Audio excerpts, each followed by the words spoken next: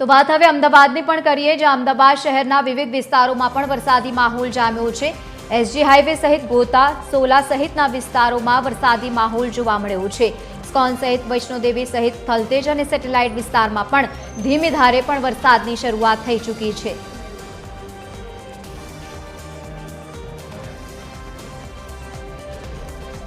વધુ માહિતી સાથે સંવાદદાતા મૌલિક ઉપાધ્યાય આપણી સાથે લાઈવ જોડાયા છે। મૌલિક, જ્યાં આપની ઉપસ્થિતિ છે, કેવો માહોલ છે ત્યાં?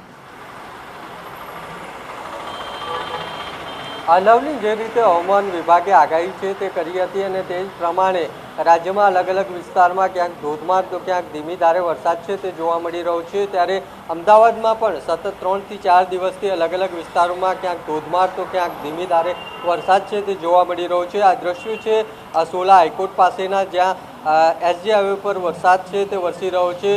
સોલા હાઈકોર્ટ, આ ઉપરાંત ગોતા, આ ઉપરાંત જે પકવાનના વિસ્તારો છે, ચાંદોડિયા વિસ્તાર છે, આ તમામ વિસ્તારમાં અત્યારે ધીમી ધારે વરસાદ છે તે વરસતો જોવા મળી રહ્યો છે।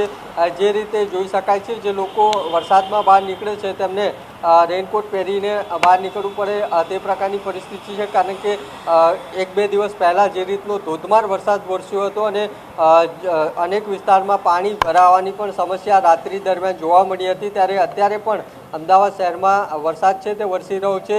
વરસાદના કારણે જે આકાશમાં જે કાળા ડિબાંગ વાદળો છે, બપોરનો સમય છે પરંતુ કાળા ડિબાંગ વાદળો છે તે જોવા મળી રહ્યા છે। એટલે ન માત્ર આ એક વિસ્તાર પરંતુ અમદાવાદના અલગ અલગ વિસ્તારમાં ક્યાંક ધીમી ધારે તો ક્યાંક ભારે વરસાદ છે તે જોવા મળે છે અને આ જ પ્રમાણેનો સિલસિલો છેલ્લા 3 થી 4 દિવસથી અમદાવાદ શહેરમાં યથાવત જોવા મળી રહ્યો છે। બિલકુલ મૌલિક, આપ જોડાયેલા રહેજો। વધુ માહિતી સાથે સંવાદદાતા આયુષી યાજ્ઞિક પણ આપણી સાથે જોડાયા છે। આયુષી, જ્યાં આપની ઉપસ્થિતિ છે ત્યાં કેવો માહોલ જોવા મળી રહ્યો છે? હવામાન વિભાગે ખાસ કરીને 7 દિવસ માટે પણ આગાહી વ્યક્ત કરી છે।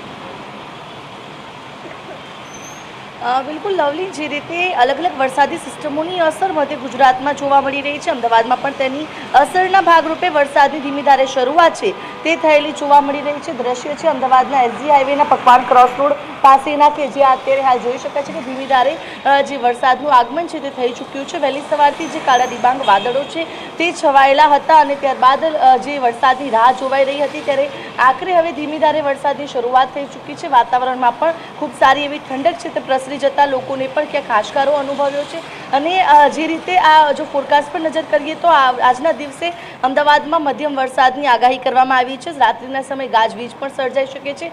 અલગ અલગ વિસ્તારોની વાત કરીએ તો અમદાવાદના આ એસજી હાઈવે વિસ્તાર છે, ન માત્ર આ જ વિસ્તાર, સિંધુ ભવન રોડ, નારણપુરા, નવરંગપુરા, અંકુર ક્રોસ રોડ, ગોતા, ચાંદોડિયા, વંદે માતરમ સહિતના તમામ વિસ્તારોની અંદર વરસાદ ધીમી ધારે શરૂ થઈ ચૂક્યો છે। જો કે અમદાવાદ પૂર્વની વાત કરીએ તો ઓઢવ, નારોલ, નિકોલ, નરોડા, ઠક્કરનગર, બાપુનગર, રખિયાલ, કાલુપુર સહિતના વિસ્તારો છે કે જ્યાં વરસાદ જે છે ત્યાં પણ વરસી રહ્યો છે। એટલે કે આજના દિવસે અમદાવાદમાં જે સાર્વત્રિક વરસાદ છે તે પડી રહ્યો છે અને આ વરસાદ જે છે તે અલગ અલગ વિસ્તારોમાં હવે શરૂ થઈ ચૂક્યો છે। લોકોએ પણ વરસાદ પડતાની સાથે જ ગરમીથી હાશકારો મેળવ્યો છે, ગરમીથી છુટકારો મેળવ્યો છે અને અમદાવાદની અંદર આવનારા 5 થી 7 દિવસ સુધી આ જ પ્રકારે વાતાવરણ રહી શકે છે, કારણ કે અલગ અલગ વરસાદી સિસ્ટમો સક્રિય થઈ ચૂકી છે અને આ સિસ્ટમોના કારણે હવે ગુજરાત રાજ્યની અંદર સાર્વત્રિક વરસાદ રહેશે, જેમાં અમદાવાદમાં પણ વરસાદની આગાહી કરાઈ છે અને અમદાવાદમાં વરસાદની શરૂઆત થઈ ચૂકી છે।